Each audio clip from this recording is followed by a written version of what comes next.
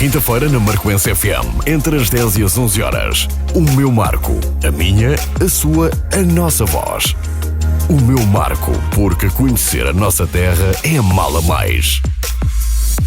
Bem-vindos a mais um Meu Marco, como habitualmente acontece às quintas-feiras na Marcoense FM, um programa que acabamos por trazer sempre as últimas atualidades da sociedade. Hoje, em estúdios como convidados, Josuías Alves, coordenador do Serviço Municipal de Proteção Civil do Marco de Canaveses, Márcio Magalhães, técnico superior de Segurança no Trabalho e técnico de Recursos Humanos da Câmara Municipal do Marco de Canaveses. Vamos falar um pouco aqui também, ainda nos estados de emergência, a questão agora do estado de calamidade, para sabermos quais estas diferenças, também saber o que é que possa ter mudado nestas ambas situações. Eu começava por cumprimentar o Sr. Comandante da Proteção Civil, Josuías Alves, e perguntava-lhe, para começarmos, uma vez que já estivemos em estado de emergência e estamos no estado de calamidade, que diferenças faz esta circunstância, uma da outra? Ora bem, a primeira, o estado de emergência é uma figura jurídico-constitucional que está prevista como medida extrema de limitação dos direitos e liberdades.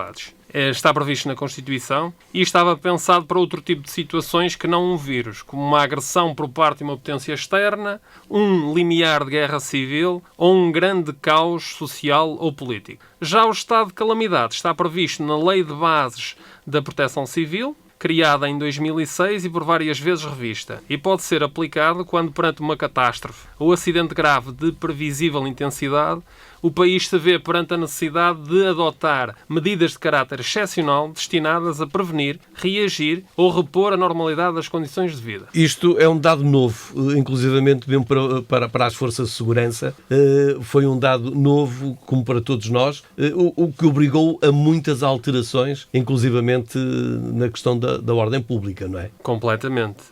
Portanto, Portugal não estava habituado, apesar de já ter anteriormente sido sujeito a situações de eventuais pandemias, como, por exemplo, a gripe A, nunca esteve sujeito a este género de situações. No entanto, como é óbvio, temos que nos adaptar a elas. O Estado pode continuar a estabelecer limites à circulação? Por exemplo, podemos ir para outros concelhos, como este fim de semana, no 1 de maio, havia a restrição de não sair do concelho. Pode-se sair nesta altura? É assim, o Estado pode continuar a estabelecer os limites à circulação. Por exemplo, podemos ir para outros concelhos, mas mediante determinadas circunstâncias que estão devidamente previstas já e hão de ser ainda regulamentadas. E o facto de sair do concelho de residência não impede de tomar todas as medidas previstas em termos de segurança, concretamente na via pública também. Exatamente. Não é? O uso de EPIs, ou seja, equipamento de proteção individual, é sempre aconselhável nessas situações. Mas como referi, portanto, o conselho que nos traz, portanto, este estado de necessidade é que devemos manter na mesma o confinamento e só podemos sair, portanto, devidamente salvaguardados pelas circunstâncias que estão previstas na lei. Até porque neste momento estamos em mais uma fase de estudo para vermos o que é que vai acontecer nestes próximos 15 dias nesta alteração entre o estado de emergência e o estado de calamidade. Exatamente. Portanto, o espaço-tempo previsível para já para a duração da situação de calamidade pública é até às 23 horas e 59 minutos do dia 17 de maio de 2020. Mas esta pode ser renovável. Pode ser renovável, exatamente. Agora mediante os valores que daí podem advir em termos de infectados, de todo o balanço sobre o Covid-19. Exatamente, de acordo com o decorrer da evolução da pandemia. Da pandemia. Até porque vamos voltar já à conversa. Convidava também para vir a juntar-se a nós o Dr. Márcio Magalhães, dos Recursos Humanos da Câmara Municipal, sendo técnico superior também da Segurança no Trabalho, e até porque na segunda-feira passada retomaram muitos de algum comércio no Marco de Canaveses, e eu começava por lhe perguntar e dizer que o Marco tem estado parado, era notório, ainda não está na sua força, mas esta semana já há algum comércio a funcionar. Antes de mais, cumprimentar o Rui Filipe, cumprimentar os ouvintes da rádio, Muito obrigado pelo convite.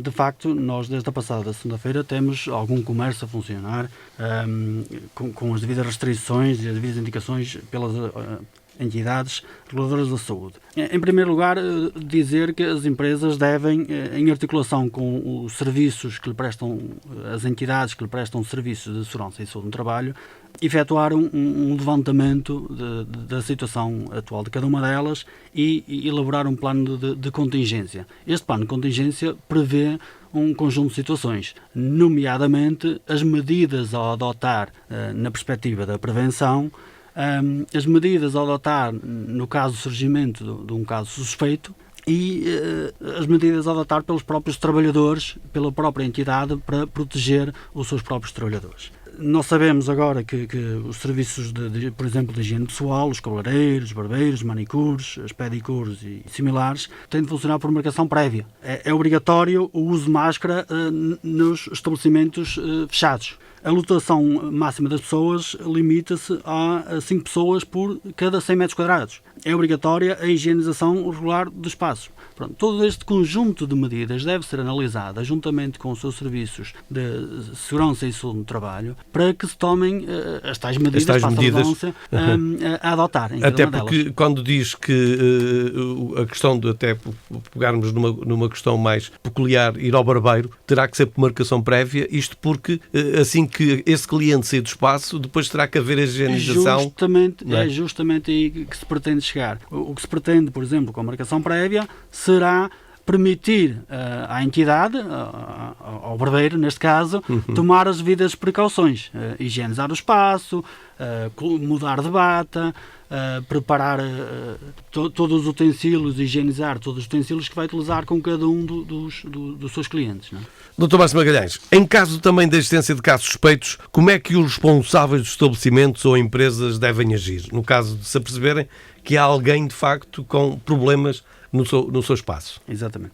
No seguimento do que disse anteriormente, é importante que a empresa tenha o seu plano de contingência. Esse plano de contingência prevê as ações a tomar.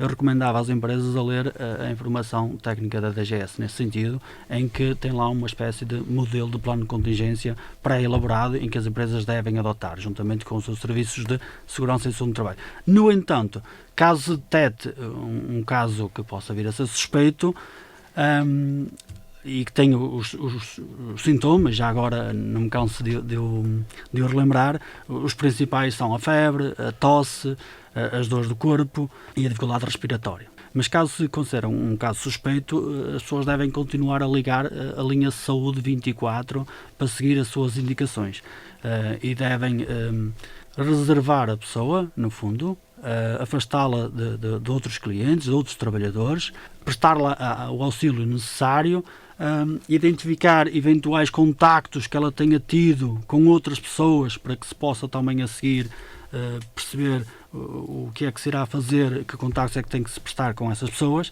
e aguardar as indicações da Saúde 24.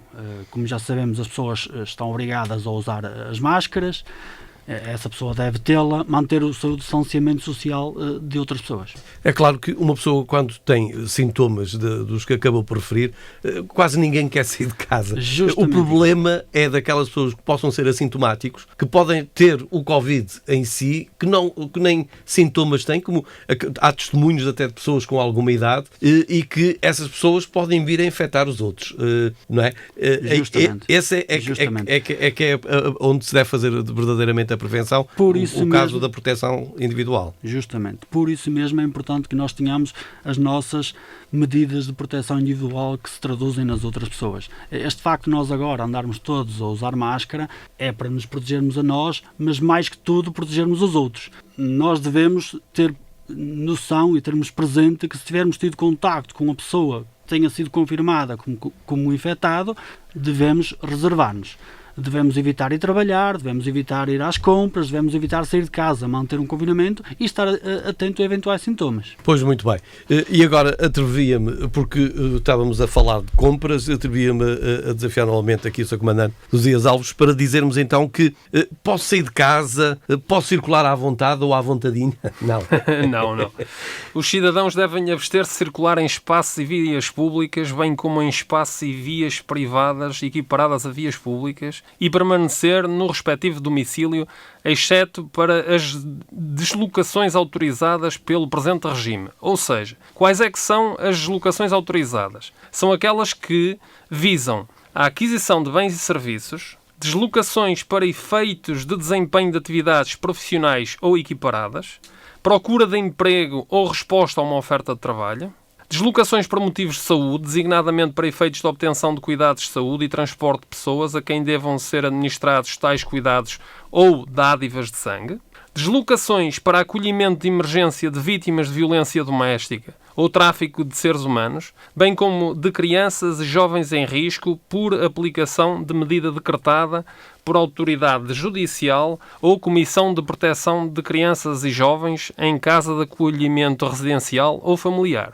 Também deslocações para assistência de pessoas vulneráveis, pessoas com deficiência, filhos progenitores, idosos ou dependentes, deslocações para acompanhamento de menores, em deslocações de curta duração para efeito de fruição de momentos ao ar livre, também é permitido, para frequência de estabelecimentos escolares e creches, ao abrigo do número 1 do artigo 10º do Decreto-Lei 10A/2020 de 13 de março, deslocações a bibliotecas e arquivos, bem como espaços verdes e ao ar livre, em museus, monumentos, palácios e sítios arqueológicos ou semelhantes. Deslocações para efeitos de atividade física e prática desportiva individual e ao ar livre, incluindo náutica ou fluvial. Deslocações para a prática de pesca de lazer. Deslocações para visitas a jardins zoológicos, oceanários, fluviários e afins. Deslocações para participação em ações de voluntariado social.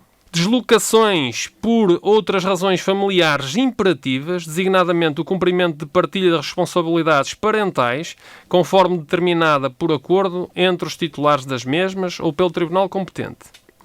Ainda, deslocações para visitas, quando autorizadas, ou a entrega de bens essenciais a pessoas incapacitadas ou privadas da liberdade de circulação. Deslocações para participação em atos processuais junto das entidades judiciárias ou em atos da competência de notários, advogados, solicitadores e oficiais de registro. Deslocações a estabelecimentos, repartições ou serviços não encerrados no âmbito do presente regime. Deslocações de curta duração para efeitos de passeio de animais de companhia e para a alimentação desses mesmos animais. Deslocações de médicos veterinários, de detentores de animais para assistência médico-veterinária, de cuidadores de colónias reconhecidos pelos municípios, de voluntários de associações zoófilas com animais a cargo que necessitem de se deslocar aos abrigos de animais e serviços veterinários municipais para recolha e assistência de animais. É ainda permitida a deslocação por parte de pessoas portadoras de livre trânsito, emitido nos termos legais no exercício das respectivas funções ou por causa delas. Deslocações por parte pessoal das missões diplomáticas, consulares, das organizações internacionais localizadas em Portugal, desde que relacionadas com o desempenho de funções oficiais. Deslocações necessárias ao exercício da liberdade de imprensa. Retorno ao domicílio pessoal. E deslocações para outras atividades de natureza análoga ou por motivos de força maior ou necessidade imperecível, desde que devidamente justificadas. Por isso, pode-se sair de casa com todos esses cuidados e do momento que haja uma justificação para. Exatamente. Certo? Exatamente. Por isso, a outra questão que eu lhe posso perguntar a seguir, porque é muito habitual, havendo esta mudança do estado de emergência para o estado de calamidade, há muitos que podem pensar que neste momento já pode reunir-se com os amigos, não é? Exatamente, mas essa questão não está aqui abordada no diploma em análise. Isso, para estar com os amigos, pode estar do momento que cumpra, se calhar, as regras. Exatamente. Não é?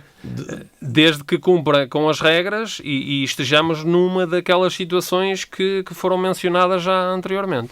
Quanto às regras dos transportes públicos, como os autocarros, o comboio, estes transportes aqui da nossa região? Mantêm-se exatamente as mesmas regras, nomeadamente a utilização de equipamentos de proteção individual, vulgo máscaras, e a manutenção de distância social. Nos autocarros, o que a gente tenha percebido, continuamos a entrar pela porta traseira, como acontece aqui na Urbe Marco, não é? Uma questão de segurança. Isso mantém-se. Portanto, todos esses procedimentos mantêm-se. E já quanto aos procedimentos dos táxis? Que são exatamente os mesmos que até aqui, tendo sempre cuidado com o número de pessoas transportadas e etc. Já agora, perguntava também ao Dr. Márcio Magalhães a questão dos cuidados que deveremos ter com a utilização da máscara, até porque está associado aqui, inclusivamente, ao transporte, aos espaços de grande dimensão, espaços públicos onde possam ir às compras, o que está, neste momento, estabelecido por regra, o uso da máscara. Sim, de facto o uso da máscara neste momento é obrigatório nos recintos fechados, nos transportes públicos. No entanto, deixar o alerta que, tal como tem sido frequentemente dito pelas autoridades, a máscara protege mais os outros do que nós mesmos. Por isso é muito importante que nós tenhamos alguns cuidados quando colocamos a máscara e retiramos. Nomeadamente, a higienização das mãos antes e depois, com recurso ao álcool gel, como nós chamamos, ou lavar as mãos com água e sabão corredio. Verificar qual é a face de dentro antes de a colocar e qual é a face de fora. Normalmente as máscaras cirúrgicas mais vulgares no mercado, a parte da face de dentro é branca, a parte de fora é colorida. Verificar qual é a parte superior, a parte de cima, a parte de baixo, a parte que encaixa no nariz. Normalmente tem um pequeno arame para ter alguma rigidez, para conseguir encaixar melhor. Ajustável ao nariz, não é? Não devemos mexer com as mãos em circunstância alguma. As nossas mãos andam ao ar livre, andam expostas ao risco. Se nós colocarmos as mãos na máscara, principalmente no seu interior, estamos a contaminar a máscara que a seguir com a qual vamos respirar. No entanto, também deixar o alerta que a máscara é mais um complemento à proteção individual e à proteção coletiva das pessoas. Nós temos que ter sempre presente que temos que continuar com as outras medidas, o distanciamento social, a higienização das mãos, as medidas de proteção respiratória. Até porque esta questão, o Covid-19, acho que veio trazer uma educação ao ser humano, porque esta questão da higienização das mãos já está aprovado que há centenas de anos que nós deveríamos ter sempre esse cuidado, porque é onde passa o maior número de infecções. Aliás, ainda hoje é notícia de um médico de 1855 que dizia que antigamente os médicos, quando não lavavam as mãos e iam tratar dos doentes, eles adoeciam mais quando não as lavavam do que quando as lavavam. E este procedimento da lavagem das mãos, se calhar, é algo que vai começar a mudar um bocadinho também nas mentes do cidadão. Porque essa era uma questão, é um hábito que a gente vai ter que continuar e já deveriam, mesmo sem a obrigatoriedade do Covid, não é? Muito bem, Raul. De facto, esse é um hábito que nós já deveríamos ter enquanto sociedade, enquanto indivíduos.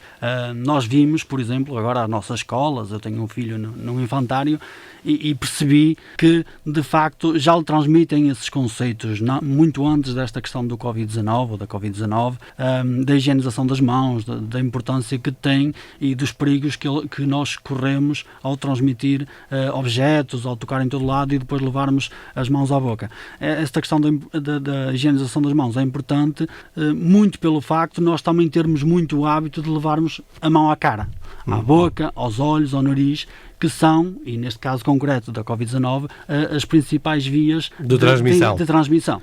Pela boca, pelos olhos e o nariz, exatamente. Essencialmente. Exatamente. Sr. Comandante, também podíamos aqui dizer que esta questão que a gente via há muito tempo atrás, os orientais inclusivamente a viajar há muito tempo, e já os víamos usar muitas das vezes a máscara mesmo sem se falar no Covid. Exatamente. Não é? Exatamente. Isto se calhar até por questões do ambiente do país onde residem, porque é um bocadinho mais poluído que o nosso na Europa, mas de alguma forma eles já se protegiam inclusivamente antes desta pandemia. Sim, é verdade. Grande parte das pandemias ou das chamadas pandemias que se têm vindo a verificar nos últimos anos surgiram, portanto, no Oriente e, como tal, eles já estavam, digamos que, habituados a este género de proteção. É comum, até nas agências noticiosas, quando verificamos imagens provenientes desses locais, observar um grande número de pessoas a utilizar esses equipamentos de proteção individual, mesmo antes do surgimento do SARS-CoV-2. Outra questão de que há muita gente nesta altura que se interroga, até porque os cemitérios dos nossos entes queridos estiveram encerrados durante este período também de confinamento.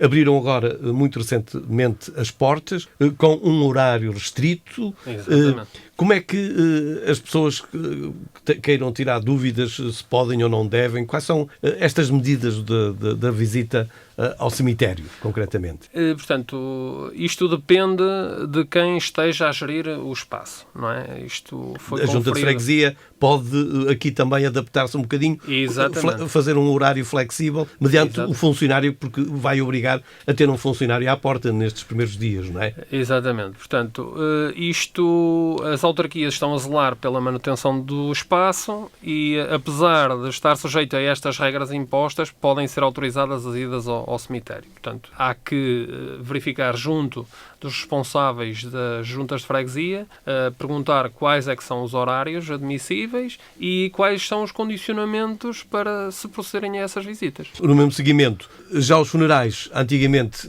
já não bastava a dor da perda de um ente querido e não o poder acompanhar. Hoje as regras estão um bocadinho mais alargadas a essa situação. Portanto, a realização de funerais está condicionada à adoção das medidas organizacionais que garantam a inexistência de aglomerados de pessoas e o controle das distâncias de segurança, designadamente a fixação de um limite máximo de presenças, a determinar pela autarquia local que exerça os poderes de gestão do respectivo cemitério. Portanto, estas restrições nunca se podem aplicar a familiares diretos do falecido. Exatamente.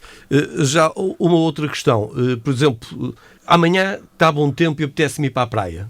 Posso ir à praia? Não exatamente. É permitida a ida à praia, pelo menos de acordo com a minha análise do diploma em causa, se for por motivos de prática desportiva. Exatamente. A mesma prática desportiva, já agora pergunto-lhe concretamente, por exemplo, nos municípios, e aqui em concreto no Mar Canaveses, que há parques de lazer para a prática do desporto, concretamente estou-me a referir até lá de baixo ao de Alpendrada. Alpendrada e aqui em Sobretarpe. São Nicolau, pode-se frequentar esses espaços? Eu vou, portanto, basicamente sim.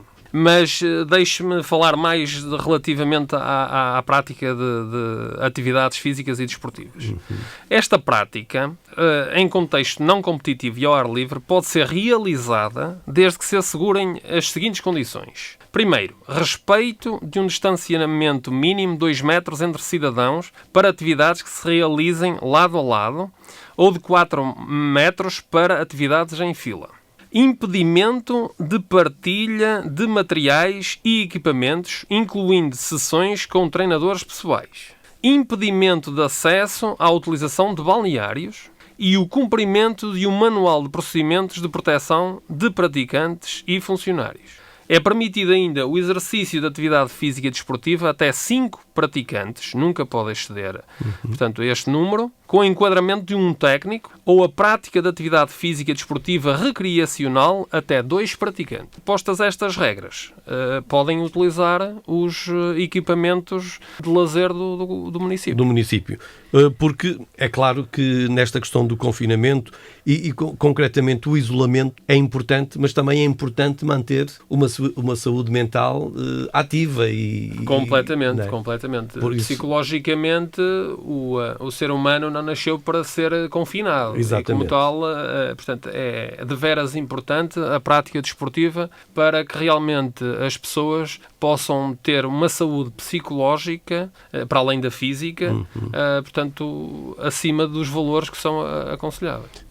Lá vamos à velha frase de mente sã em corpo são, não é? Exatamente, completamente. Uma medida que estava proibida, e não sei se neste momento já se pode fazer, estando nós aqui também entre dois grandes rios, o Douro e o Tâmega, a pesca esteve proibida durante o estado de emergência. No estado de calamidade, já se pode ir à pesca? Já se pode ir à pesca, está permitido, desde que seguindo, como é óbvio, as regras de distanciamento social, etc. Pronto, como alguém dizia ainda aqui há tempos atrás, a gente quando fala muito no confinamento social, não no pessoal, mas no distanciamento, porque o social é sempre importante, a gente mantê-lo. Exatamente. Não é? Entretanto, ao Dr. Márcio Magalhães, atrevi-me também a perguntar então, isto agora, uma pergunta mais direta, os comerciantes vão ser mesmo obrigados a reorganizar os espaços comerciais, como já foi adiantando há momentos atrás. Mas sim, nunca é demais. No fundo, sim. Nós vamos ter que mudar hábitos, vamos ter que mudar procedimentos e os comerciantes vão ter que mudar os seus procedimentos internos e muitas das vezes a estrutura, a organização interna dos seus espaços físicos. Okay?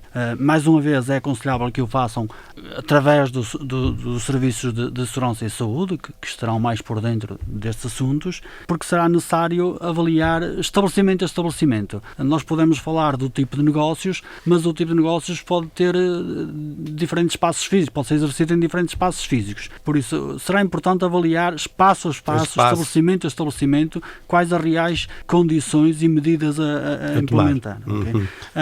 Para dar uma ideia genérica de algumas medidas simples que se podem tomar, as pessoas devem promover a ventilação dos espaços. Okay? As janelas abertas, as portas abertas, a ventilação natural, a entrada de ar para a renovação do ar. As portas também devem estar abertas para que as pessoas não tenham de tocar nas maçanetas e que também promova a circulação do ar. No caso de não ser possível, uma manutenção crescida nos ar-condicionados. Por exemplo, a fixar informação sobre esta questão do Covid, como colocar uma máscara, as medidas de etiqueta respiratória, a colocação de barreiras, por exemplo, em acrílico, que já vulgarmente vimos, a criação de vias de circulação alternadas, sempre possível, o estabelecimento de locais de espera, com o devido distanciamento social. Há um conjunto de medidas previstas e que estão a ser divulgadas para apoiar os comerciantes. No entanto, tal como disse, é preciso analisar especificamente cada estabelecimento físico. Essas medidas de prevenção são importantes não só para quem visita, mas até para quem está a trabalhar no próprio espaço, não é? Para eles se defenderem também. Justamente, e essa é a parte que também mais me toca, ao nível da segurança do trabalho. Nós temos que proteger os clientes, mas também proteger os trabalhadores. Porque sem o trabalhador não é possível prestar o serviço. Por isso é importante que as entidades, que as empresas tenham essa noção, esse cuidado de proteger em primeiro os trabalhadores para depois conseguirmos abrir a porta ao cliente. Esta medida que a Câmara Municipal de Marcanaveses, concretamente também com a oferta das máscaras para o comércio, está aqui de alguma forma também a querer preservar a saúde e o bem-estar dos seus munícipes. Obviamente. É uma medida que foi divulgada pela autarquia, que está em vias de ser implementada. Estiveram a aguardar, tanto quanto sei, a obtenção e a aquisição de máscaras certificadas para garantirmos a devida proteção das pessoas, para garantirmos que fornecemos às pessoas equipamentos de proteção individual certificados com a devida proteção para esta pandemia, mas, tanto quanto sei, é uma medida acompanhada por muitas outras que a autarquia está a levar a cabo, ações de sensibilização, a disponibilização de informação no que respeita ao regresso ao trabalho, em que vão ter um conjunto de medidas que os comerciantes podem consultar e implementar. Agora, iria perguntar aqui outras questões também ao José Alves, além de coordenador do Serviço Municipal da Proteção Civil, até porque é chefe ajudante da GNR, e há aqui um dado que eu gostava de lhe perguntar, porque mudou-se o estado de emergência para o estado de calamidade, não quero demais falar nesta circunstância, mas no que concerne ainda aos crimes de desobediência, como é que estamos nessa circunstância? mantém-se igual ou também houve alterações nessa questão? Portanto, em relação à situação dos crimes de desobediência, mantém-se exatamente a mesma questão. Ou seja, as pessoas que estão em confinamento, caso incumpram com o dever de permanecer na sua habitação ou no local em que estejam confinados, incorrem no crime de desobediência e, portanto, e são alvo de devida participação criminal. Além de haver muita gente que, como foi provado através da comunicação social, que muitos que estavam em confinamento acabaram por desobedecer à ordem e foram muitos que acabaram por ser detidos, inclusivamente. Exatamente. Houve diversos casos a nível nacional de pessoas que estavam, obrigados ao confinamento e que desobedeceram e que foram detidos e foram sujeitos às medidas legais aplicáveis que se encontram em vigor. Quanto aos casos prioritários, como GNR, bombeiros, médicos, enfermeiros, como é que estamos também nessa circunstância? Nessa questão, portanto, é bom lembrar aos comerciantes e àqueles que fazem, digamos que assim, o devido fornecimento de bens e serviços, que essas entidades devem ser atendidas em primeiro lugar. Portanto, mantém-se o dever de dar a primazia no atendimento a essas entidades. Neste estado, todos esses profissionais, porque todo o tempo, muitas das vezes, é precioso para acabar por apoiar o próximo, assim como há outras medidas que nem sempre, às vezes, as pessoas veem as filas de prioridade, mas nem sempre as cumprem, como é o caso dos idosos, nas senhoras grávidas, que acho que é preciso, às vezes, meditar um bocadinho aqui nesta circunstância e saber abrir a fila para quem é essas necessário. Questões mantêm-se. Portanto, essas pessoas, tanto as grávidas como os idosos, como os doentes, com mobilidade reduzida, têm primazia sobre os restantes e apela-se, portanto, à sensibilidade de cada um dos municípios nesse sentido. Não sei se gostaria de acrescentar algo aqui à nossa conversa, algo que não possa ter colocado.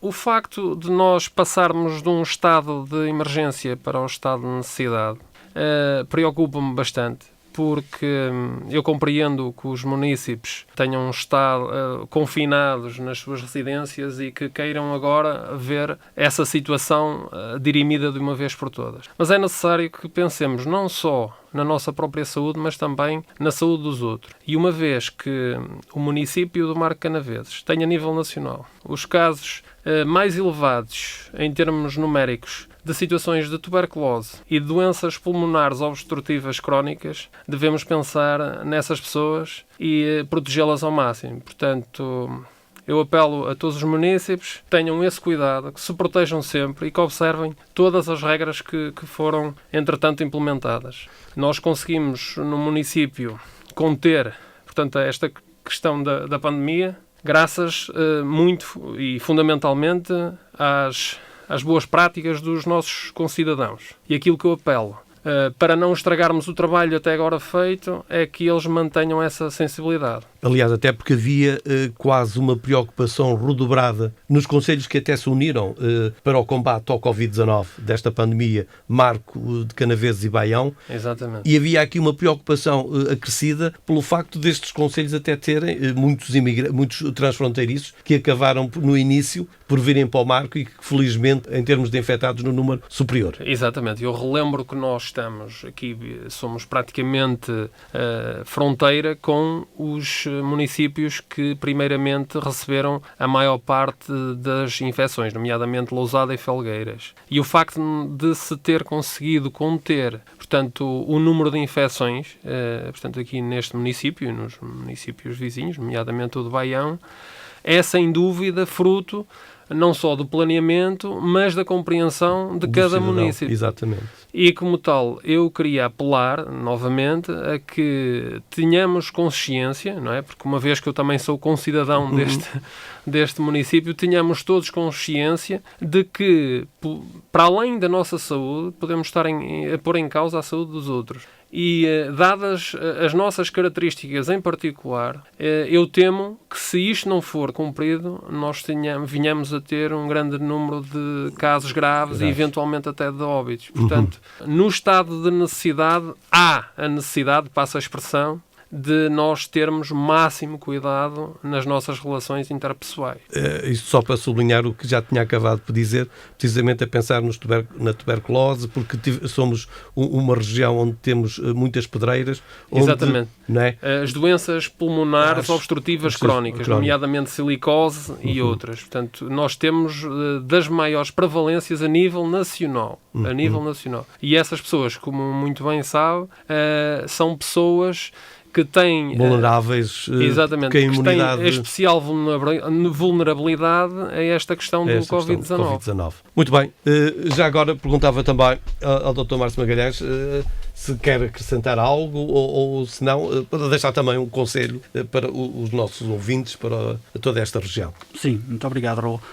Já agora, e aproveitando que tenho aqui ao meu lado o Coordenador Municipal da Proteção Civil, usar uma expressão que o próprio Serviço usa muitas das vezes. Cada um de nós é um agente da Proteção Civil. Muitas das vezes temos a percepção ou achamos que a Proteção Civil é a GNR, é a Câmara Municipal, são os bombeiros ou é a Cruz Vermelha.